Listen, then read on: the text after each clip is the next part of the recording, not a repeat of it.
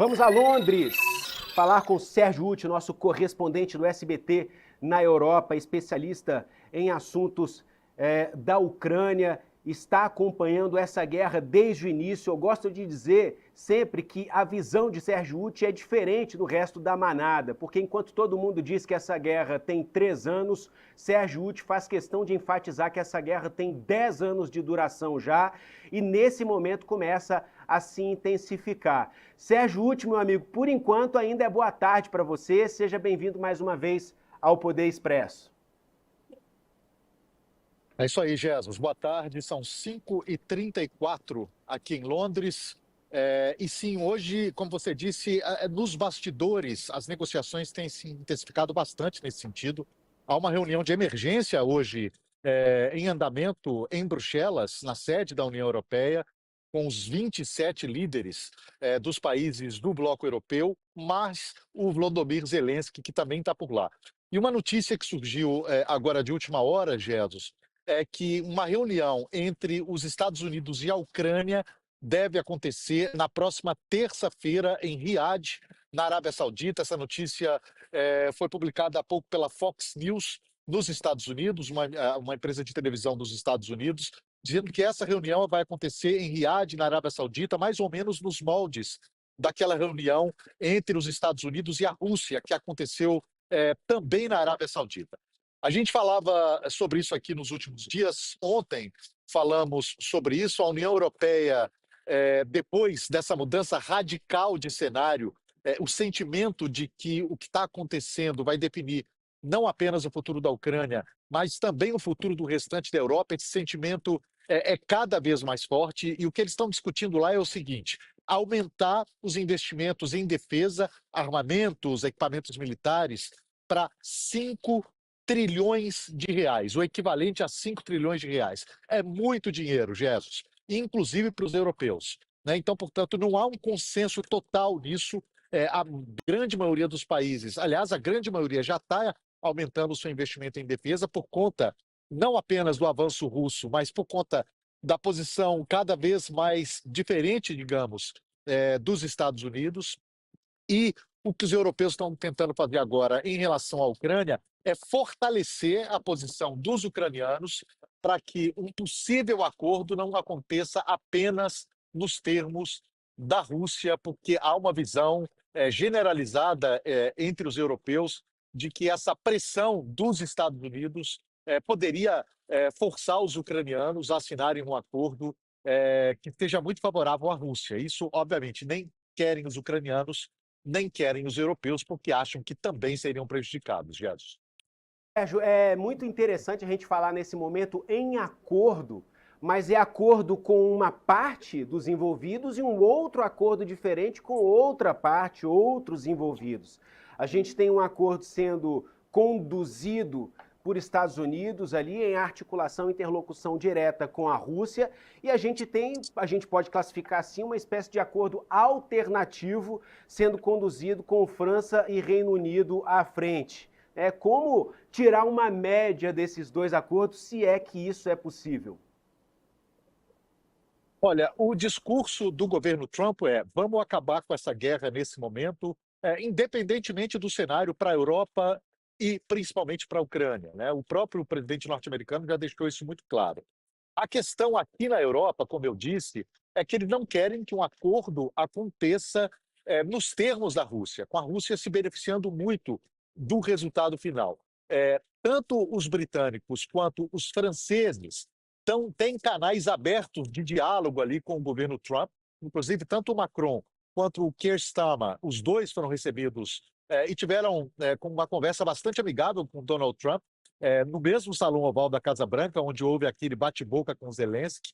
E os dois estão tomando essa frente para tentar colocar o peso da Europa nessas negociações, porque a impressão que ficou aqui nos últimos dias, desde que o Trump tentou tomar a frente dessas negociações, é que os Estados Unidos colocariam algo ali que poderia ser muito favorável para a Rússia nesse momento. Portanto, como você disse aí, são duas ideias, né? A ideia dos Estados Unidos, que ninguém poderia imaginar, nesse momento coincide muito com a ideia dos russos, e a ideia dos europeus, e eles estão tentando fundir isso numa coisa só, para que essas negociações aconteçam não nos termos da Rússia, que é o país que invadiu a Ucrânia, mas um termo que possa beneficiar a Ucrânia de alguma maneira. Agora, que termos são esses? Essa é a grande pergunta, Jesus. Isso a gente deve saber nos próximos dias, nas próximas semanas. Sérgio, o Macron disse o seguinte: gostaria de acreditar que os Estados Unidos ficarão ao nosso lado, mas temos que estar prontos se esse não for o caso. Na sua avaliação, o que ele quis dizer? Olha, ele disse o que estão dizendo, o que está dizendo a maioria dos líderes europeus nesse momento, de que não dá mais para depender dos Estados Unidos, né? As últimas declarações de Donald Trump, as últimas posições, as últimas medidas dele, ele deve inclusive em outra frente impor tarifas para produtos da União Europeia, mas principalmente nessa questão da Ucrânia, e é uma grande preocupação. E essa reunião que acontece hoje na União Europeia, inclusive, tem muito a ver com isso, né? De uma independência de defesa da União Europeia, que não tem mais os Estados Unidos como aquela garantia histórica de segurança que sempre tiveram. Portanto, o que está acontecendo agora é a Europa acordando e dizendo: olha, nós temos que caminhar com as nossas pernas. Não dá mais para depender dos Estados Unidos. Hoje tem o Trump, amanhã pode ter um outro mais amigável, depois pode ter outro que tenha posições muito similares ao Trump.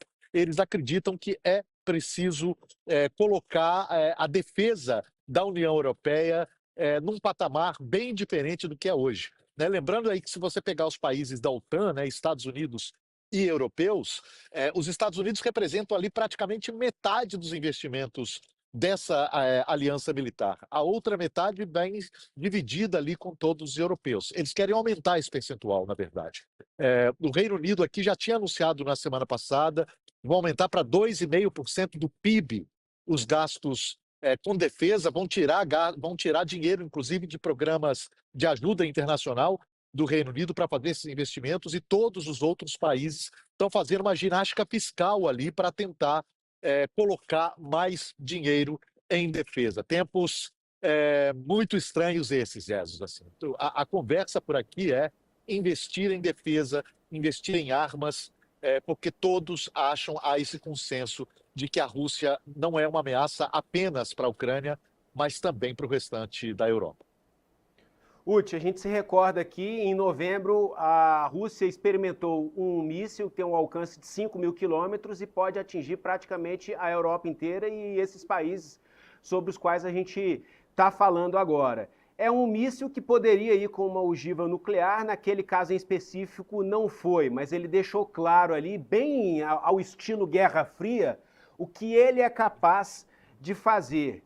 E a gente vê agora nessa recente declaração, ou nessas recentes declarações de Emmanuel Macron, ele falando em estender o arsenal nuclear francês aos parceiros europeus, ainda que a palavra final seja do presidente da França, segundo ele, no caso ele próprio, né? Mas ele abrindo aqui essa possibilidade. Como você enxerga essa declaração de Emmanuel Macron, Uti?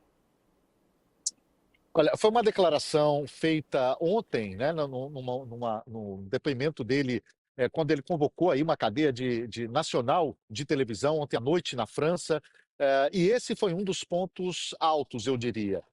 O plano do Macron, que não é novo, aliás, já havia essa conversa antes, mas não havia esse senso de urgência que existe hoje. Isso é o que mudou. Então, o plano do Macron, visto com reserva por alguns, outros já apoiaram, ter a França, que é um dos dois europeus que tem armas nucleares. França e Reino Unido hoje têm. A França, o único país da União Europeia que tem armas nucleares, o terceiro maior arsenal nuclear depois de Estados Unidos e Rússia. A ideia dele é expandir essas armas, talvez colocar armas nucleares em alguns outros países parceiros da França, países da União Europeia, na visão dele, para ter ali um contraponto à ameaça da Rússia, que, aliás, já reagiu, viu, Jesus? Nessa quinta-feira, tanto o porta-voz do presidente Putin como o ministro das Relações Exteriores da Rússia, o Sergei Lavrov, os dois viram essa movimentação do Macron como uma ameaça à Rússia, né? Sem citar, obviamente, as ameaças feitas pela própria Rússia, como você disse, quando fez esses testes com mísseis na Ucrânia e em outros lugares da Europa.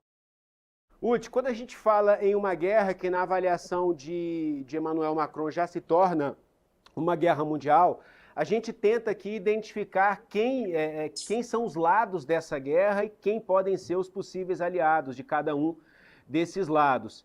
E aquela suspeita da inteligência ocidental de que tropas da Coreia do Norte estariam lutando ao lado dos russos. Como tem sido como tem sido comentada essa questão aí na Europa? Que já não é mais nem suspeita, né? Inclusive, soldados norte-coreanos já foram, inclusive, presos, capturados pelos ucranianos, né? Há dezenas de milhares de soldados da Coreia do Norte atuando eh, na Rússia, ao lado do exército russo. Isso já é extensivamente documentado, com imagens e tudo, além dos depoimentos dos soldados norte-coreanos capturados pelos ucranianos, mas é uma configuração, obviamente, se não é tão nova assim, porque já havia uma proximidade da Rússia com a Coreia do Norte, com o Irã, né? Mas essa configuração ela está ficando cada vez mais estática, eu diria, cada vez mais sólida, no momento em que eh, a situação fica muito extrema, né? O que mudou o cenário radicalmente nas últimas semanas, meses, é a mudança de governo dos Estados Unidos, porque há aí um grande ponto de interrogação sobre o papel dos Estados Unidos, né? Está muito claro que os Estados Unidos já não são aquele aliado histórico com o qual a Europa sempre contou. Agora, até que ponto os Estados Unidos estariam dispostos a abrir mão de valores, de questões que sempre defenderam, para manter ali um relacionamento razoável com a Rússia? Essa é a grande questão, né? Porque os discursos, as ações do governo dos Estados Unidos têm sido muito agradáveis para Moscou, a ponto de arrancar elogios de vários oficiais russos, do ministro das Relações Exteriores, do próprio presidente Putin, sobre essa nova administração dos Estados Unidos. Mas há uma movimentação muito forte de peças. Nesse momento, eu vejo os europeus tentando se unir mais diante de uma ameaça que é comum para eles, que é uma ameaça que não vem apenas da Rússia agora, mas também dos Estados Unidos, que retira a sua proteção para a Europa, e obviamente essas peças vão se movimentar, e a tendência, pelo menos aqui na Europa, é que haja um fortalecimento da defesa, porque vão investir mais, e uma independência não apenas militar, Jesus, mas, sobretudo, política em relação aos Estados Unidos. Não vai haver uma quebra de aliança, eu acredito, mas tudo está caminhando nesse sentido, no cenário em que os europeus têm uma autonomia política e militar muito maior em relação aos Estados Unidos, bem maior do que já tiveram no passado. Em relação a esse paradoxo que você aponta sobre a postura dos Estados Unidos nesse conflito, embora a gente esteja vendo o Donald Trump num papel tentando puxar para si o papel de intermediador, a gente vê ele muito mais próximo, isso é claro, isso é evidente, muito mais próximo de Vladimir Putin na Rússia. E olha que paradoxo, né? Porque Vladimir Putin tem ali como seu grande aliado nessa guerra, como você já trouxe pra gente, militares da Coreia do Norte, que é uma ditadura totalitária, stalinista, comunista, um dos países mais fechados do mundo, lutando ao lado da Rússia e, ao mesmo tempo, Donald Trump flertando com a Rússia, sendo que, no campo ideológico, Donald Trump fala muito contra a esquerda, contra o comunismo, até no sentido de aquela pessoa que passou ali um pouquinho, um pouco menos à direita do que ele, já passa a ser de esquerda, né? A gente pode até conjecturar aqui sobre qual é o papel dos democratas aí nesse espectro, né? Se eles são de direita, se eles são de esquerda. Há quem diga que os democratas são de direita, né? Só são menos direita do que os republicanos. E agora a gente vê esse paradoxo no comportamento de Donald Trump. Como você enxerga isso e qual é a interpretação da opinião pública, da imprensa em Londres, na Europa como um todo, em relação a esse paradoxo, Uti? Olha, essa questão de direita e esquerda, eu tenho dúvidas se isso ainda funciona, viu, Jesus? Essas definições estão cada vez mais difíceis, eu diria. Inclusive nesse grupo da União Europeia, se você pegar esse grupo que defende a Ucrânia, que tenta se impor, né, se fazer um contraponto aos Estados Unidos, você tem governos ali como o da Espanha, que é um governo socialista, em tese, um governo de centro-esquerda, como governos conservadores, né, como o de vários países europeus. O próximo governo da Alemanha, provavelmente, vai ser um governo conservador. A própria França, né, o Macron, um político ali de centro-direita, talvez, um político da escola liberal. Mas aqui na Europa, em todos os espectros políticos, da direita, da esquerda, se você quiser, em todos eles há uma resistência muito grande a esse tipo de política feita por Donald Trump, pelo atual governo dos Estados Unidos. Inclusive, o embaixador da Ucrânia aqui no Reino Unido deu uma declaração muito forte nessa quinta-feira, dizendo que Trump está simplesmente desmontando a ordem internacional, desmontando as instituições internacionais. A ponto de, uma das grandes ironias dessa história, Jesus, eu acho, se você pega, por exemplo, o posicionamento do Brasil, do governo brasileiro, hoje, na questão do que defende, do que o Brasil defende, do que o Brasil tem defendido nesses últimos 3 anos de invasão de larga escala, em larga escala da Ucrânia, hoje as posições do Brasil estão muito mais próximas da Ucrânia do que os Estados Unidos estão próximos da Ucrânia,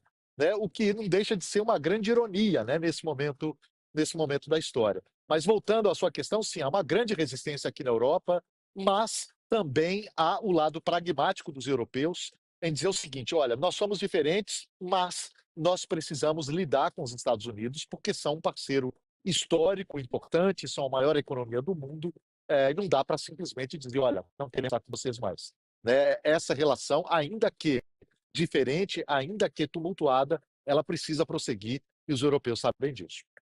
Uti, quando o Macron disse que esse conflito já se tornou mundial, ele enumerou aqui alguns comportamentos, algumas ações da Rússia, e eu quero que você explique para a gente o que exatamente são essas ações, até para a gente contextualizar a fala aqui do Emmanuel Macron, né? Porque ele disse, olha, a Rússia transformou o conflito ucraniano em um conflito mundial ao violar nossas fronteiras para assassinar opositores, manipular eleições na Romênia e na Moldávia, ataques digitais contra nossos hospitais e manipular nossas opiniões com mentiras difundidas nas redes sociais. Ele mostra aí uma ação, ou ele denuncia uma suposta ação muito obscura da parte de Vladimir Putin, né? Olha, caso após caso, os europeus têm denunciado muitas intervenções russas, não apenas em processos eleitorais, como na Romênia, mais recentemente, mas também com ataques cibernéticos. Aqui, por exemplo, no Reino Unido, houve um ataque recente na rede hospitalar. Eu acredito que o Macron se referia a isso, né? Ele falava da Europa como um todo. E também há vários ataques cibernéticos feitos em diferentes países e em casos em que os dedos dos europeus apontam para a Rússia. E houve, a gente não pode esquecer, um caso muito emblemático aqui no Reino Unido, foi quando agentes russos, isso é extremamente bem documentado, agentes russos vieram aqui no Reino Unido para envenenar, para matar um ex-espião russo que se debandou para cá, para os britânicos, pediu ajuda para os britânicos. Os russos mandaram seus agentes de segurança aqui para assassiná-lo, colocaram um veneno, uma substância química no chá que foi detectada ali em vários pontos do Reino Unido, fazendo meio que como um rastro por onde passaram essas pessoas, no que foi considerado um ataque biológico, um ataque químico-biológico aqui no Reino Unido. Não à toa, os britânicos têm um tom um pouco mais alto para criticar a Rússia, porque tem esse histórico de ataques diretos ao país, né? O que pode ser considerado ataques diretos no Reino Unido. Agora, essa é a grande questão nesse momento. Assim, vários dedos apontam para a intervenção russa em vários casos de sabotagem, de da máquina de propaganda russa, que é extremamente eficiente e que atua nas redes sociais, de acordo com os interesses do país, e é claro que os europeus estão incomodados, muito incomodados com isso. Sérgio Uti, falando direto de Londres, muito obrigado pela sua participação aqui no Poder Expresso mais uma vez. Sérgio Uti, boa tarde para você e com certeza a gente vai voltar a falar muito sobre essa guerra nos próximos dias, nas próximas semanas, e a gente espera que trazendo boas notícias, né? É isso, Gerson. Boa tarde a todos. Bom resto de programa para você. No Poder Expresso, estamos ao vivo às 3h01 da tarde no canal do SBT News no YouTube. E agora a gente conversa com Rubens Duarte, especialista em relações internacionais, PhD em política internacional pela Universidade de Birmingham, na Inglaterra, e pesquisador em defesa internacional na Escola de Comando e Estado-Maior do Exército. Rubens, seja bem-vindo. Boa tarde. Boa tarde a todos que nos assistem. É sempre um prazer vir aqui no Poder Expresso. Rubens, quais nações ou algumas das principais nações que têm armas nucleares, e isso é um motivo de preocupação para o restante da população mundial nesse momento? Sem dúvida nenhuma é uma preocupação, porque o poder destrutivo do armamento nuclear é gigantesco, né? A gente viu somente o uso de 2 armas nucleares hoje em dia, e você usa a arma nuclear geralmente contra uma população civil, né? Que o melhor lugar para você tacar uma bomba atômica é em cima de uma cidade. Então é uma arma que cria genocídio. Então, claro que é uma preocupação. Hoje em dia, os 5 países que detêm oficialmente, digamos assim, armas nucleares também são os 5 países membros do Conselho de Segurança, os membros permanentes. De uma forma não oficial, Israel também teria, Índia e Paquistão. Então, esses são os grandes países que têm armamentos nucleares, pelo menos que nós sabemos que têm armamentos nucleares, e claro que gera uma preocupação pelo seu uso, mas ao longo do tempo, também o uso da arma nuclear é uma arma que a gente costuma falar que é uma arma para não ser usada. Você tem o armamento nuclear para se criar um efeito dissuasório, ou seja, você desestimular que o seu inimigo, seu adversário, ataque você, porque ele sabe que você tem esse poder destrutivo nas suas mãos. Só que agora, usar o armamento nuclear hoje em dia, ele criaria um custo, né, além do militar, um custo político muito grande. E traria toda a comunidade internacional para você. Por isso que hoje, apesar de a gente estar vendo a Rússia em guerra, que é um país que detém armas nucleares, a gente vendo Israel, que é um país que teoricamente tem armas nucleares, eles não usam, porque vai ser uma arma dissuasória. Se eles usarem, as consequências seriam muito grandes, tanto humanitárias quanto políticas para esses países. Por isso, continua, por enquanto, na capacidade dissuasória. Mas, claro que sempre é uma preocupação pelo poder destrutivo e também porque você não controla a extensão dos danos, né? Uma vez que explode a bomba nuclear, a radiação fica naquele lugar por anos, né? E dependendo dos ventos daquela região, você pode levar a nuvem, né, e a radiação para outras regiões, inclusive atingir vizinhos que não são beligerantes. Então, sim, sempre é uma preocupação. Nesse sentido, você disse que a arma nuclear é algo que está ali a título de ameaça. Olha, se eu quiser, eu te destruo. Bem ao estilo Guerra Fria mesmo, né? Foi isso que vivemos, Estados Unidos versus União Soviética, durante um bom tempo, no período pós-Segunda Guerra. E a gente teve algo muito parecido quando o Vladimir Putin propôs um duelo de mísseis com os Estados Unidos em dezembro, ainda antes de Donald Trump assumir efetivamente o poder, ele falando como se fosse um jogo, né? Olha, vamos ali colocar um alvo ali, eu tento alcançar com esse alvo, com os meus mísseis, e você com os seus mísseis, ou eu tento alcançar e você tenta interceptar esses mísseis. Esse é o comportamento de Vladimir Putin. E do outro lado, talvez ali nesse pôquer, vamos colocar assim, que está sendo jogado, Emmanuel Macron, cada um ali com a sua argumentação, com o seu, entre aspas, blefe, é isso? Excelente pergunta. Eu acho que é por aí sim. Por que acontece? Esse jogo, essa proposta que Putin fez, na verdade é uma demonstração de poder. A gente sabe que o Reino Unido, os Estados Unidos, a França tem um poderio militar muito grande. havia dúvidas de como seria o poder militar da Rússia. Havia dúvidas se eles conseguiriam manter o esforço de guerra, tanto que a estratégia ocidental no início da guerra da Ucrânia era: vamos exaurir, vamos cansar a Rússia, porque ela não vai conseguir segurar esse esforço de guerra durante muito tempo. E por quê? Porque achavam que a tecnologia era obsoleta, que a base industrial de defesa da Rússia não daria conta de um conflito longo, né? E a Rússia quis mostrar o contrário. Primeiro, ela conseguiu aguentar 3 anos de guerra e está ganhando militarmente o conflito. E depois, esses mísseis balísticos, né, ele quer provar que é capaz sim de atingir qualquer lugar do mundo que ele quer fazer. Então ele chama para fazer esse convite para falar o seguinte: olha, você duvida mesmo? Se você duvidar, eu vou te mostrar como é que eu vou fazer, né? Que eu tenho essa capacidade, que eu tenho essa tecnologia e minha indústria bélica é capaz ainda, né, de atingir o mundo inteiro. Então, é uma política de poder, como o Morgenthau diz, né? Ele está querendo mostrar que ainda é uma potência mundial militar, e de fato tem mais ogivas nucleares do que o próprio Estados Unidos.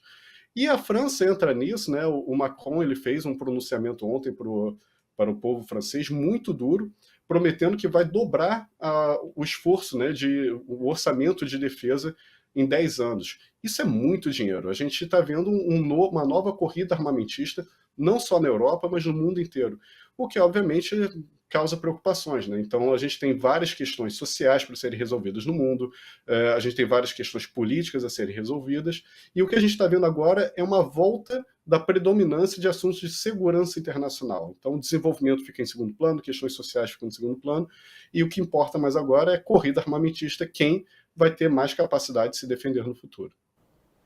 A gente viu na semana passada, Rubens, aquele mal-estar no Salão Oval da Casa Branca, aquele bate-boca entre Donald Trump e o Zelensky, e a partir dali quem via de fora, pensa o seguinte: acabou qualquer chance de acordo, aquela história de exploração de minerais, o almoço que foi cancelado, né? Um tremendo mal-estar. E a gente imagina, bom, agora não vai ter acordo aí de Donald Trump com o Zelensky, pelo menos com esses dois aí à mesa de negociação vai ser difícil. Só que a gente viu uma reviravolta nessa história. A gente, nessa semana, falando aí, já nesse pós-carnaval, sobre um recuo de Zelensky, eles manifestando isso nas redes sociais, Donald Trump dizendo que recebeu uma carta de Zelensky recuando, só que não ficou muito claro, Rubens, aí eu quero que você explique pra gente, se é um recuo cedendo territórios ou algum outro tipo de recuo. Como vai ficar essa história de agora em diante? A gente se recorda aqui que há territórios aqui, a região de Donbass, Donetsk, Luhansk, a Crimeia, tudo isso aí sob invasão da Rússia, territórios ucranianos. Como é que vai ser isso de agora em diante? É isso o que Zelensky sinalizou, na sua opinião? Aceitamos abrir mão desses territórios? O Zelensky está numa situação muito complicada. Eu acho que o Trump acertou, né? Aquilo dali foi uma cilada, né, que o Trump armou para o Zelensky para mostrar para o mundo, né, que ele estava pressionando o Zelensky. Mas ele acertou. De fato, o Zelensky tem poucas cartas na mão, né? Tem poucos poder, né, de decisão. Porque o que acontece ali foi a Ucrânia, e é um erro achar que essa política dos Estados Unidos de se aproximar da Ucrânia foi só no Biden. Na verdade, vem de décadas. Inclusive, um dos grandes ideólogos dessa aproximação da Ucrânia foi um republicano, que é o Bush, né, George W. Bush. De se aproximar da Ucrânia, trazê-la mais perto para a OTAN, patrocinou, né, enviou dinheiro para aliados políticos para ganhar as eleições na Ucrânia. E agora o que aconteceu foi que o Trump mudou de posição. Então você imagina um conflito que está durando 3 anos, que uma das bases de sustentação desse conflito, né, na verdade, não é ucraniano, mas sim os países ocidentais que fomentam essa guerra por procuração, né, dando armamentos, dando financiamento para que a Ucrânia continue com seus esforços de guerra contra a Rússia. Simplesmente com a subida do Trump, ele mudou de posição e esse apoio mudou. Eu estava assistindo a programação de vocês estavam falando, olha, os Estados Unidos tirou o apoio para armamento, tirou o apoio de inteligência, então Zelensky não sabe mais, né, não tem mais aqueles satélites dos Estados Unidos dizendo onde é que vai ser o ataque dos drones, onde é que vai ser o ataque dos carros blindados, qual é a infantaria que está se movendo. Então ele está guerreando no escuro. Então, sem esse apoio dos Estados Unidos, de fato, o Zelensky não tem capacidade de continuar o esforço de guerra. Então só sobra a opção dele de negociar ou ser engolido. Então, ser engolido da Rússia não é uma opção que ele deseja, ele tem que recuar. Mas agora, é muito importante dizer também que entre esse recuo do Zelensky e aquela conversa no Salão Oval, houve uma reunião de vários líderes europeus, né, inclusive o Macron falou isso ontem ao vivo, que vão propor também algumas modificações nesse acordo. Claro que parece que é irreversível o fato de que a Ucrânia vai ceder terras raras, né, que é um acordo totalmente assimétrico, neocolonialista, talvez, dos Estados Unidos com a Ucrânia. Mas agora, o que gerou aquele mal-estar foi o Zelensky perguntando quais são as garantias que você vai me dar que o Putin vai cumprir, né, esse acordo, porque ele não vem cumprindo acordos de cessar-fogo já há décadas, né, inclusive durante seu primeiro governo Trump. O que os europeus estão falando é o seguinte: nós vamos colocar tropas na Ucrânia para garantir o cessar-fogo. Tem que ver se os russos vão aceitar isso. Me parece que vai ser mais um desafio de negociação agora entre o Trump com o Putin, porque tem esse fator novo, né? Os países europeus se mostraram inclinados a enviar tropas para dentro da Ucrânia. Será que isso vai acontecer? Será que isso vai ser suficiente? Será que Putin vai aceitar? De qualquer forma, é um recuo do Zelensky, sim, mas com novidades, digamos assim. Perfeito. Rubens, vamos encerrar. Eu quero só que você responda uma palavra só, uma frase, de forma bem objetiva, respondendo aqui o questionamento do Robson Barbosa. E outras pessoas que estão perguntando, Natália Santos também. Já estamos no meio da Terceira Guerra Mundial? Perfeito. Eu vi que vocês estavam discutindo isso eu discuto também muito nas minhas redes sociais. Acredito que não. Essa guerra é um conflito regional. Você pode ver que todas as potências que estão envolvidas, ainda que por procuração, são europeias, né? A Rússia é uma potência europeia historicamente.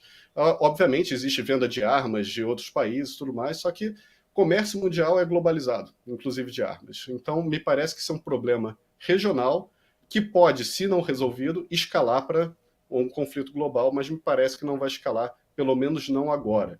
É tradição europeia de achar que seus problemas são problemas mundiais, mas não são. Rubens Duarte, especialista em relações internacionais, PhD em política internacional pela Universidade de Birmingham, na Inglaterra, e pesquisador em defesa internacional na Escola de Comando do Estado-Maior do Exército. Muito obrigado pela participação aqui no Poder Expresso. Até a próxima. Obrigado pelo gentil convite. Um abraço a todos do Poder Expresso e a todos que nos assistem.